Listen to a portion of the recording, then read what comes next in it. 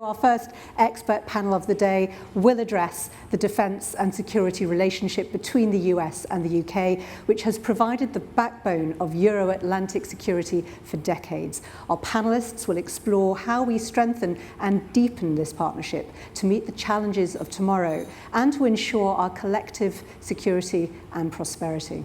So, as Secretary-General Stoltenberg mentioned, we're delighted to be joined by two NATO ambassadors from their headquarters in Brussels. The first is Ambassador Kay Bailey Hutchison, who's the permanent representative of the United States to NATO, and prior to this she served as a US Senator for Texas. Welcome. We're also joined by Dame Sarah McIntosh, who is the permanent representative of the United Kingdom to the NATO alliance, and Dame Sarah was made a Dame Commander in the recent honours list for her services to British foreign policy. And we're also joined by two experts from the defence industry. The first is Jeff Lewis, who's the CEO of Raytheon UK, and Jeff took on his role of CEO during the company's historic merger with UTC. He's a charter engineer who was on this ship, HMS Queen Elizabeth, several times during its build. And finally, I'm joined here on the stage by Dave Armstrong, who's the Group Business Development Director of BAE Systems and was awarded an MBE in 2007 for his services to defence. Welcome to you all. My first question is to Ambassador Hutchison. In Brussels, as we were saying in that opening, the Transatlantic Alliance, absolutely the backbone of Euro-Atlantic security for decades. Can I ask what you consider to be the greatest threats and challenges to Euro-Atlantic security now and in the immediate future? Thank you so much, Samira. I am so pleased to be with all of you on the HMS Queen Elizabeth, and hope I'll get to be there in person someday. But I think we are seeing in our Transatlantic Alliance the biggest challenges that we have had since the Cold War. We see adversaries with more sophisticated weaponry. We see a buildup of actual missiles, but even more so, we see the new technological weapons that could be used in war. That's why NATO is so important, because collectively we are addressing and adapting to these new threats. We have put space as a domain now that we must preserve. We must make sure that our space security is there, because we know that artificial intelligence can disrupt space, that our very satellites are at risk if we don't protect them. We know that hybrid and cyber warfare is being used on all of us right now. And we see the effects of that, where it starts to work on publics to try to destabilize our democracies. These are being used by both Russia and China. So we're looking at sophistication that is requiring and which we are producing in adaptation to these challenges. We address the challenges, we deter against them so that we will not ever have to actually defend in a war. Thank you. Can I follow up with Dame Sarah to ask if you could add anything to that issue of what you consider the major threats and challenges right now and in the immediate future? Thanks, Samira. And like Kay, I'm just delighted to be part of the forum and wish I was there with you on the carrier one day, we hope. I mean, very much as Kay said, you know, at the Leaders Summit that NATO allied leaders held in London in December, they kind of grouped the threats and challenges that they talked about into the current threats that we face. And at the top of that list, they put Russian aggression for all the reasons that we know, and this audience certainly doesn't need me to run through. Terrorism they described as a persistent threat to all allies. They also identified state and non-state actors that were challenging the rules-based system on which our security and defence rests. They pointed to instability beyond NATO's borders and the consequences of that for allies. And they talked, as Kay has, about cyber and hybrid threats. And then they recognised a set of challenges. And the first among those, again, as Kay says, emerging and disruptive technology, and the need to maintain NATO's technological edge, but also the need to understand the impact of particularly disruptive technologies on strategic stability and on deterrence. They talked about wider, broader and more persistent hybrid threats and the need to increase the resilience of societies, infrastructure, communications, energy and so on, and then increasing risks in space, which is partly about protecting our infrastructure and our societies and the things that we all take for granted, like GPS on the ground, but also partly about protecting alliance operations. They asked specifically for more work on all of those, and that is what we are working on now. Our defence ministers meet tomorrow and Friday, and we'll be pursuing those agendas. They did two other things as well, and I think those bear mention too. First, for the first time, they recognised that China's growing influence in international policies present opportunities and challenges to the alliance. Jens Stoltenberg has a thing, he says, NATO's not getting closer to China, but China is getting closer to NATO.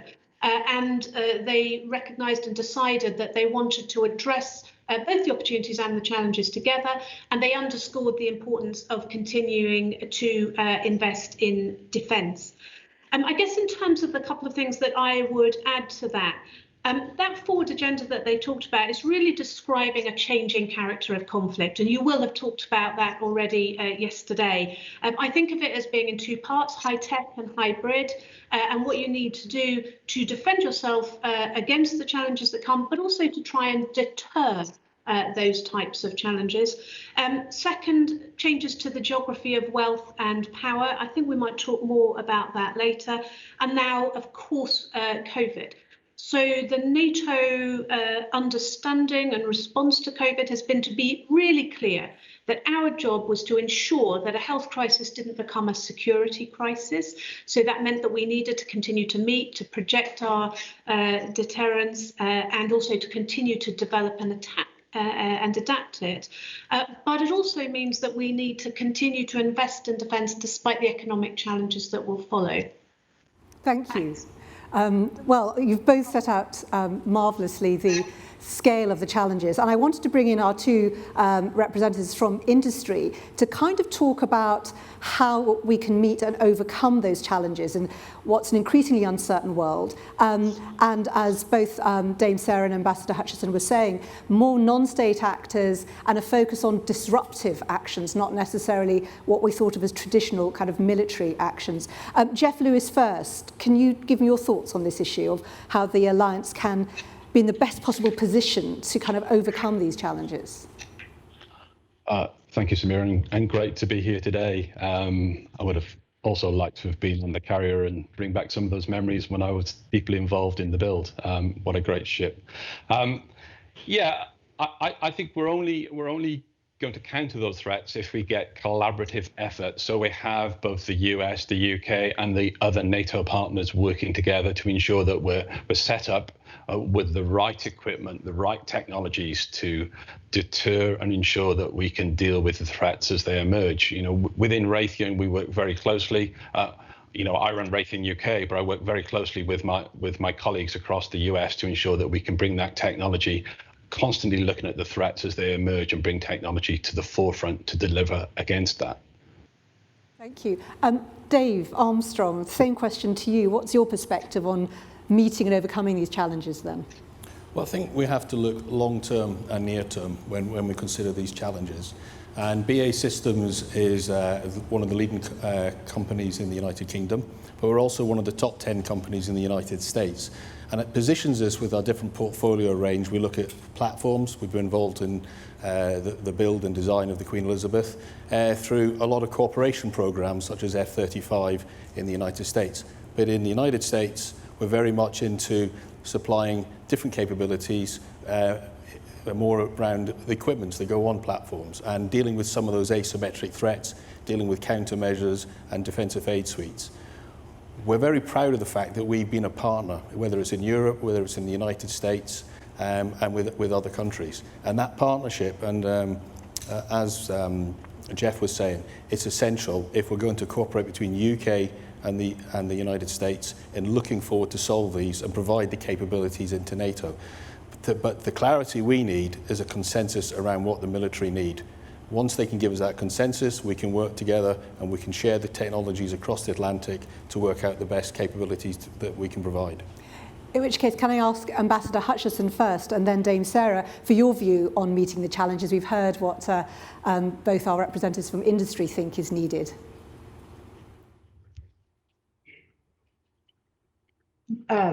You're coming to me. You know, I think what David just said is so important because BAE is so intertwined with many of our U.S. defense projects, and the collaboration is so important for the economies of both our countries. And that goes for the collaborations that we have in many places in Europe now with the F-35, but with many of our other projects. And it's important because we are sharing, of course, and we are building our economies and our capabilities, but it also is part of interoperability for NATO. It means that, and of course, Raytheon is a major player in that same area. And when we are interoperable, that makes our alliance so much stronger when we do need to deter or defend, because we know each other's systems. We also train together at the military level. So we are creating jobs and economic opportunity in our countries with our defense projects and our collaborations, but we're also strengthening that transatlantic bond that we definitely want to have ready to be called at any time for any adversary that we might face. Remember in Article 5 that we have pledged not only our treasure, but our lives and everything that we have to each other. If one of us is attacked, we're all attacked. That's why we are in Afghanistan today, because America was attacked by terrorists, and we are there together to keep terrorism from spreading to any of our countries, any of our allies or partners as well. So all of this strengthens our transatlantic bond, and it is essential that we keep that transatlantic part of this alliance together for that core strength. Thank you. And Dame Sarah, do you have any additional thoughts on how the transatlantic alliance can overcome the challenges that you were outlining earlier? So I think we have been, all of NATO's existence, now approaching 71 years, it's been an alliance that adapts. And you know, from sort of 49, when we were helping to heal the wounds of the Second World War, through the period of strength and stability in the Cold War that ultimately brought down the Iron Curtain, in the early 90s as the Warsaw Pact collapsed, you know, opening the door to NATO and helping new and newly free states to grow their freedoms and settle a Euro-Atlantic perspective for themselves. And then later in the 90s, maintaining our deterrence, but also countering terrorism, piracy, peacekeeping.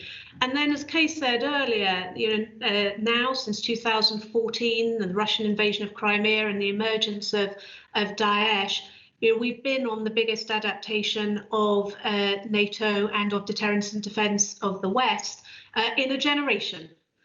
And that has really crossed the whole of NATO's agenda, from new strategies for air power, maritime posture, for countering hybrid attacks and dealing with cyber and cyberspace, to new plans for defence of vulnerable allies and defence of the Euro-Atlantic area, to new headquarters, to greater contributions to the global fight against terrorism, and more capacity building for the defence and security of partners around our borders.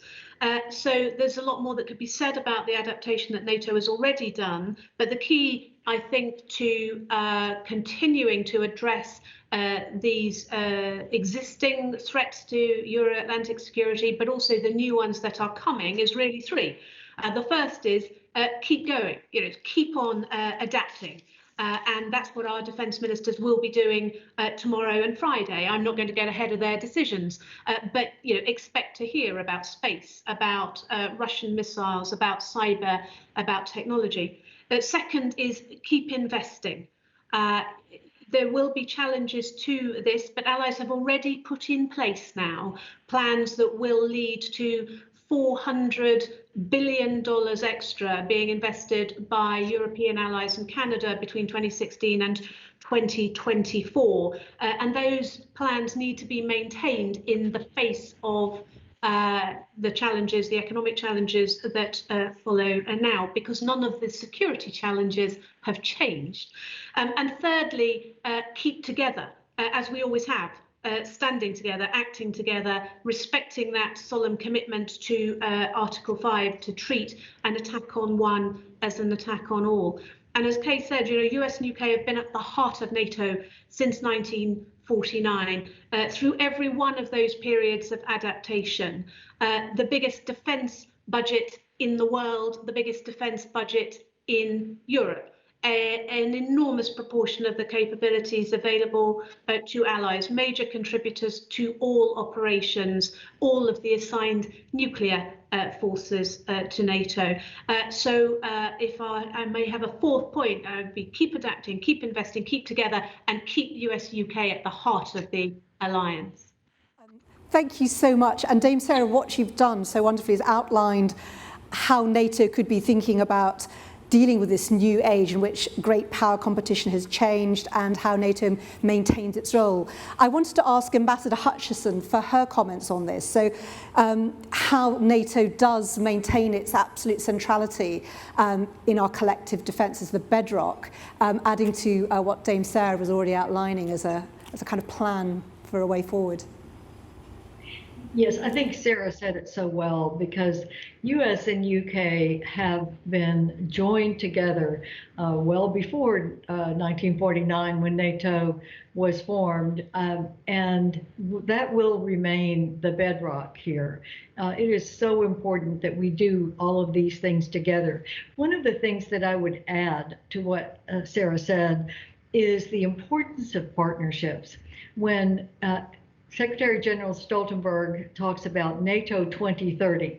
He is looking to the real future of having like-minded democracies, like-minded countries that may not be democracies, but do have the underpinnings of freedom, voting, of making sure that there are human rights and free press.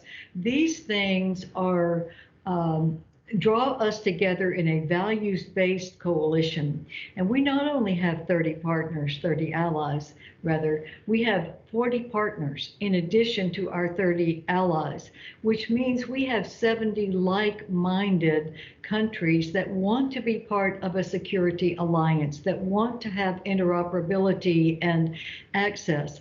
That is building more and more strength in keeping our Western culture, our culture of freedom and human rights and rule of law together, because as we face the great power competition, which you have just mentioned, Samira, we are looking at adversaries who don't have freedom, who do not have any voting rights, who do not necessarily even recognize human rights, much less a free press or rule of law. So our adversaries don't have allies, they don't have partners, and we have that advantage, and we've got to continue to strengthen that advantage as we look at the great power competition with more sophisticated means of war and malign influence.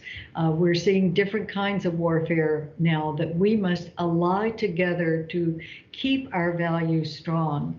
And that's what NATO is doing, and very much with UK right there leading. And let me just say, UK is one of the premier leaders of this transatlantic alliance. It has always been from the very beginning.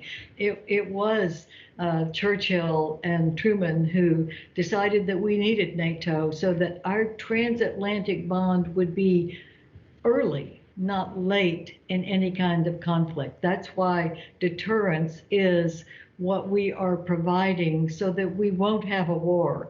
We learned the hard way after 2 world wars that we needed the transatlantic bond first, and that's what we are putting together with UK as our valid and important, really essential partner. And I'm so glad that I could be in this this forum that you're having these 2 days, because one of the strengths of UK is and always will be the value they put on security. They put security above everything, just as the United States does. And that is why we have the strong economies and the freedoms that we have fought so hard to assure that we will keep. Thank you so much, Ambassador. So I have a practical question now, which I wanted to bring both Dave Armstrong and then Jeff Lewis in on, which is the practicality of how we meet this challenge in terms of defence investment. And we know the defence sector is, as Ambassador Hutchinson just said, absolutely important in each country's economic prosperity as well as its identity. But we are in a difficult situation economically. The kind of 3-year UK spending master plan has just been delayed. And I wanted to ask, say, Dave Armstrong first and then Jeff Lewis, how you think the UK and US governments can sustain and kind of grow the defence contribution to drive our economies as part of this meeting the challenge.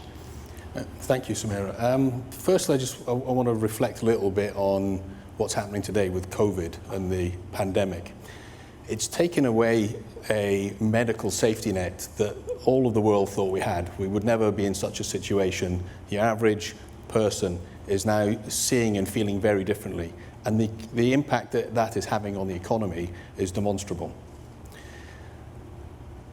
When COVID went through it and we returned to a previous way we were operating, that framework of protection to allow the economies of all the countries to interact and to grow was provided by defence and security. And I think people have become complacent about what NATO has delivered over the last 50 years. They've enabled the European environment to be stable, to operate, to create an economy and trade transatlantically. And I think it's incumbent upon the UK and the US, who are really, as it's been said by the 2 ambassadors, at the heart and the core of keeping that relationship together, that we take a responsibility to do that. I think that then in turn falls on industry, for us to find ways to work together, to share the technologies, to share the capabilities, and to move forward. And a few asks perhaps. One is that we find a way for the US to trust the UK more, in terms of, if we use US technology in our products, trust us who we're exporting it to.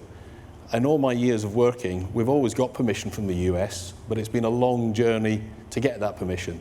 So let's move ourselves forward in terms of the partnership to say we're at the core of NATO, we're at the core of the industrial capability that's going to provide the military capability, and trust the United Kingdom to allow it to access it and use it to help its own economy grow with its own international partners.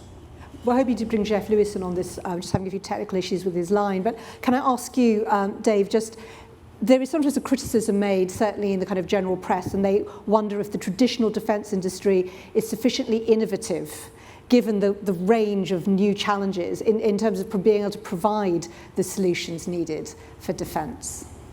So I've been in it for over 30 years. It's still innovative. We still do wonderful things. And we're often criticised, and I'll take BAE Systems' position here. You're a big company. It's impossible for you to innovate. You're stuck in your ways. You shouldn't view BAE Systems like that. You should view us as a collection of small, medium enterprises, lots of pockets of young people, innovative, creating solutions, and our role is to bring them together and stimulate it. We also go external. So we do work with one example would be Liverpool University recently, where we took all of the research they did on computational fluid dynamics, sorry for the technical aspects, but it's allowed us to do the F-35 simulation, which allows the pilots to train on this for the Queen Elizabeth in a way that there isn't a 2-seater aircraft. The first time they fly alongside of this ship and land it is the only experience they get, and they're on their own. They train all that through simulation, etc. And we've reached into SMEs, we've reached into the Formula One industry with Williams. How do they teach their their drivers to drive around the tracks? So we don't just sit and rest on our own laurels, we look around and scan. And there's this misunderstanding, and I've got lots of industrial colleagues here, I'm sure. We don't just look at ourselves, we look outside, we horizon scan, and we don't stand still. And we recruit young people, many graduates, many apprentices, and they're always bringing fresh thinking and challenging my generation about what we should be doing. Fantastic. Jeff Lewis, welcome back. I know that you have some comments on responding to other things, and also very much interested in the industry perspective on how practically you can kind of meet these challenges given all the pressures there are now on defence spending. I heard the tail end of what Dave was saying there, and I would certainly support a lot of the words that Dave says. It's not, we're a large business. We turn over $70 billion as an organization, but we still integrate, operate with the best universities and all the SMEs that are out there. And similar, we collaborate across to the US. We get that technology. We're constantly searching for new ideas to make sure that we can bring them in a cost-effective way to all the requirements that are put forward by our government customers and the armed forces that require them. We work hand in hand to ensure that we can develop the best, the newest, and the most cost-effective technology. We've done that by bringing US technology to the UK. We further developed that within the UK. And then we've had the opportunity to create that prosperity in the UK and then export that technology not just to overseas, but back to the US as well.